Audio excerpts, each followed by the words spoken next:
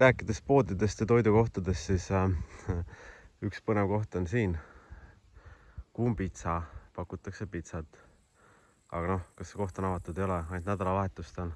Et see, et kui ma tahan näiteks minna oma läpakaga ta laadima panna ja maha istuda normaalselt süüa lõuna ajal, et ma ei saa seda Lõuna-Eestis teha, et siin ei ole nagu pointi sellist äri pidadest, et noh, vaadake ise, tühjus.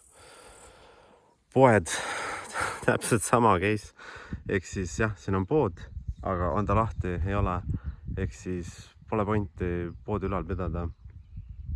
Ja kui on pood lahti, siis pood on tegelikult taast kella 7 või 6 avatud.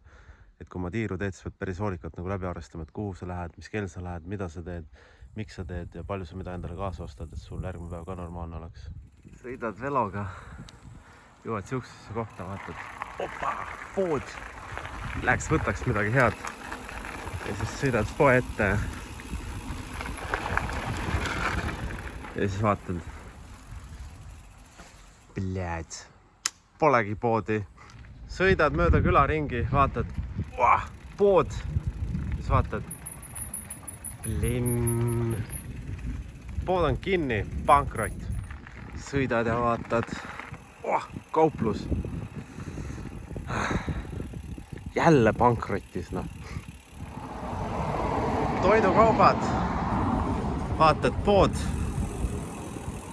no ei ole avatud, noh, pankrotis jälle, Lõuna-Eesti kõik poed on pankrotis, sõidad, vaatad, pood,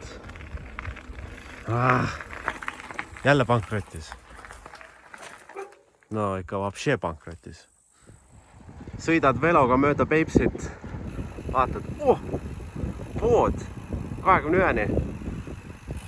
Jõuad kohale, vaatad, fuck, jälle pankrotis, kinni pandud.